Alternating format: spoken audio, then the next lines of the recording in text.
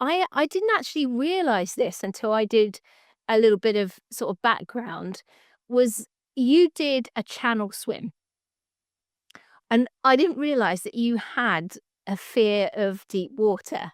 So what on earth made you decide to take on that challenge? And what did it unlock for you when you did it, I guess is the first question. Oh, lots of things. A fear of deep water, hate the cold. I'm not a good swimmer at all. Taught myself to front crawl at the age of 37, which was, not that far ago when I actually did the channel. Never been in open water either before. So it was a completely different animal that I was about to just dive into. But I think for me, it was the phrase that I always use, which is, why not me? Other people have done it. Not many people, because interestingly, more people reach the summit of Everest than have actually swum the English Channel. But I could see other people doing it. And I was thinking, well, why not me? Now, there were a multitude of reasons why not, because I'm a technically terrible swimmer. And a lot of these people have been swimming since they were knee high. But I thought, why can't I? And what I learned was that if I put myself in the right environment and surround myself by the right people, and I'm prepared to be disciplined and consistent, that I can do it. Was crossing your mind as you were standing there in the pitch black at the edge of the water? Was there any did you have any doubt? Did you second guess yourself at all? Oh, massively. First attempt, it was like, Nick, what are you doing? What are you doing? I was in my late 40s. I think I was 47 at the time. I thought, what are you doing? This is just crazy. Just walk away. You don't need to do this. And I had no idea, Sarah, what I was letting myself in for. Oh my goodness, but you got in the water anyway.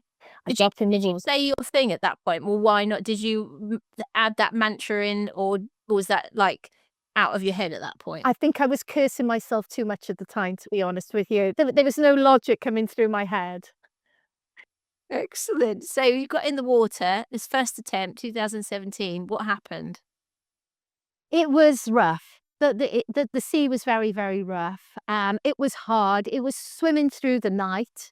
And as I say in my TED talk, and it's very, very true, I had the soundtrack to Jaws playing round and round in my head. I didn't know whether I was coming or going. One of my well, not one of them, my eyepiece, that was leaking. So it was just awful all the way.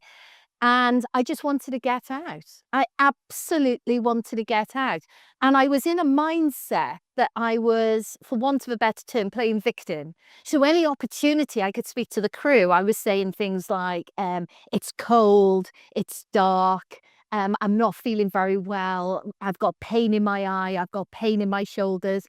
And I had one very supportive member of the crew that kept on saying to me, but Nick, you knew this was going to be hard. You knew it wasn't going to be. If it was easy, everybody would be doing it. So head down, keep going. And that was my mantra, head down, keep going.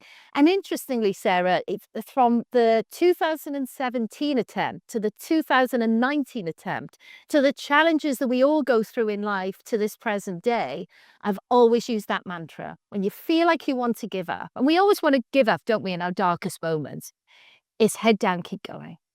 You can do this. Things are going to change. Oh my yeah, no, that is so it's so the thing that I love about what you do, and it's very similar to Mel Robbins in a way, is you take very simple concepts, profound but simple pattern interrupts, and give people a way to move forward, I think, or get unstuck, and so on. But so let's just go back. So 2017 in the water, moaning like a good un, probably in the wrong mindset from what I'm gathering from you. What happened next? Where did how far did you get? 14 and a half hours in, I could just about make the outline of France in the distance. And it's very hard because the crew could see France, but because you're low down in the water, I could just about make it out. And then I got stuck in a current for 2 hours. I hadn't moved anywhere for 2 hours. Oh my I was god. just splashing around in the water, feeling sorry for myself. And then there came a point that the pilot said, we need to get her out. We're fearful for her safety. There's also a high risk of hypothermia in those temperatures as well. And I remember they all dragged me on the boat. I was in one hell of a mess. They dragged me on the boat. They wrapped me up in a sleeping bag, and then I was out cold for about an hour. But just pure exhaustion. And I think shock, because I'd never done anything like that before.